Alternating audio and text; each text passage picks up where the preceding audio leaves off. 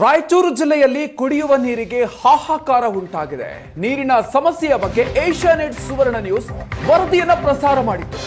ವರದಿ ಪ್ರಸಾರದ ಬಳಿಕ ಸಚಿವರು ಹಾಗೂ ಅಧಿಕಾರಿಗಳು ಈಗ ಅಲರ್ಟ್ ಆಗಿದ್ದಾರೆ. ರಾಯಚೂರು ಡಿಸಿ ಕಚೇರಿಯಲ್ಲಿ ಅಧಿಕಾರಿಗಳ ಸಭೆಯನ್ನ ನಡೆಸಲಾಗಿದೆ. ಜಿಲ್ಲಾ ಉಸ್ತುವಾರಿ ಸಚಿವ ಶರಣ್ ಪ್ರಕಾಶ್ ಪಾಟೀಲ್ ಸಭೆಯನ್ನ ನಡೆಸಿದರು. ಸಚಿವ ಎನ್ಎಸ್ ಬೋಸರಾಜು ನೇತೃತ್ವದಲ್ಲಿ ಅಧಿಕಾರಿಗಳ ಸಭೆಯನ್ನ ನಡೆಸಲಾಗಿದೆ. ಮಾನ್ವಿ ಪಟ್ಟಣದ ಬೆಳಗಿನಪೇಟೆಯಲ್ಲಿ ನೀರಿಗಾಗಿ ಜನರು ಗೋಳಾಟವನ್ನು ಮಾಡ್ತಾ ಇದ್ದಾರೆ. ಕಳೆದ 3-4 ತಿಂಗಳಿನಿಂದ ನೀರಿಗಾಗಿ ಹರಸಾಹಸ ಪಡ್ತಿದ್ದಾರೆ.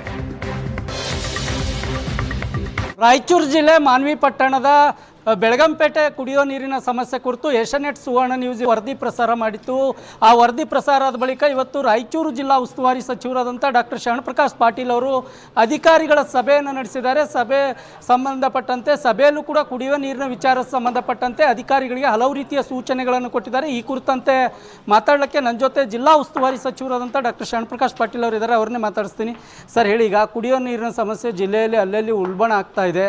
ಜನರಿಗೆ ಶುದ್ಧವಾದಂಥ ಕುಡಿಯೋ ನೀರು ಸಿಗ್ತಾ ಇಲ್ಲ. ಅದಕ್ಕೆ ಸಂಬಂಧಪಟ್ಟಂತೆ ಸಭೆಯಲ್ಲಿ ಏನೇನು ಚರ್ಚೆ ಮಾಡಿದ್ರಿ? ನೋಡಿ, ಈಗಾಗಲೇ ನಾವು ಪೂರ್ವಭಾವಿ ಸಿದ್ಧತೆ ಸಭೆ ಹಿಂದೆನೂ ಮಾಡಿದ್ವಿ.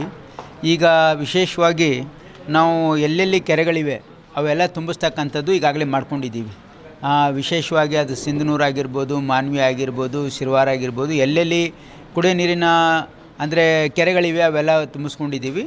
ಆಮೇಲೆ ಇವು ತಹಸೀಲ್ದಾರು ಮತ್ತು AEE, ಆಮೇಲೆ ಎಲ್ಲ ಒಂದು ತಾಲೂಕಿಗೆ ಒಬ್ಬರಿಗೆ ನೋಡಲ್ ಆಫೀಸರ್ ಅಂತ ಮಾಡಿದ್ದೀವಿ. ಅಲ್ಲಿ ಶಾಸಕರ ಅಧ್ಯಕ್ಷತೆಯಲ್ಲಿ ಟಾಸ್ಕ್ ಫೋರ್ಸ್ ಮೀಟಿಂಗ್ ಮಾಡಬೇಕು. ಅಲ್ಲಿ ಅವಶ್ಯಕತೆ ಇರ್ತಕ್ಕಂಥ ಏನೇ ಎಲ್ಲ PDO ಕರೆಸಿ ಯಾವ್ಯಾವ ಗ್ರಾಮದಲ್ಲಿ ಕುಡಿಯೋ ನೀರಿನ ಸಮಸ್ಯೆ ಇದೆ ಅದಕ್ಕೆ ನೀವು ಮುಂಚಿತವಾಗಿ ಒಂದು ಪ್ಲ್ಯಾನ್ ಪ್ರಿಪೇರ್ ಮಾಡಬೇಕು. ಮೊದಲು ಬೋರ್ವೆಲ್ ಡ್ರಿಲ್ ಮಾಡಬೇಕಾದ್ರೆ ಡ್ರಿಲ್ ಮಾಡಬೇಕು. ಇಲ್ಲಾಂದರೆ ಪ್ರೈವೇಟ್ ಬೋರ್ವೆಲ್ ತೊಗೊಳ್ಬೇಕಾದ್ರೆ ತೊಗೊಳ್ಬೋದು.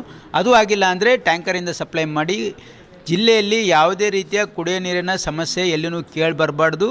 ಯಾರೂ ಕೂಡ ಕೊಡಗಳು ಹಿಡ್ಕೊಂಡು ಪ್ರತಿಭಟನೆ ಮಾಡ್ತಕ್ಕಂಥ ಅವಕಾಶ ಕೊಡಬಾರ್ದು ಅಂತ ಅಧಿಕಾರಿಗಳಿಗೆ ಸೂಚನೆಯನ್ನು ಕೊಟ್ಟಿದ್ದೀವಿ. ಇಷ್ಟೆಲ್ಲ ಸೂಚನೆ ಕೊಟ್ಟರು ಕೆಲ ಅಧಿಕಾರಿಗಳು ಮೈಗಳತನ ಮಾಡಿ ಕೆಲಸ ಮಾಡಲ್ಲ. ಅಂಥವ್ರ ವಿರುದ್ಧ ಏನು ಕ್ರಮ ಕೈಗೊಳ್ತೀರಿ? ಈಗಾಗಲೇ ಇವತ್ತು ನಾವು ಹೇಳಿದ್ದೀವಿ, ಡೆಪ್ಟಿ ಕಮಿಷನರು ಮತ್ತು CO ಇದನ್ನು ಮಾನಿಟರ್ ಮಾಡಬೇಕಂತೂ ಹೇಳಿದ್ದೀವಿ. ಹಣದ ಯಾವುದು ಕೊರತೆ ಇಲ್ಲ ನಮ್ಮ ಹತ್ರ. ಏನೇ ಸಮಸ್ಯೆ ಇದ್ದರೂ ಕೂಡ ಅದಕ್ಕೆ ಬಗೆಹರಿಸಲಿಕ್ಕೆ ಹಣ ನಾವು ಕೊಡ್ತೀವಿ ಅಂತ ಹೇಳಿದ್ದೀವಿ. ನಾನು ರೆವಿನ್ಯೂ ಮಿನಿಸ್ಟರ್ ಜೊತೆನೂ ಮಾತಾಡಿದ್ದೀವಿ, RDPR ಮಿನಿಸ್ಟರ್ ಜೊತೆ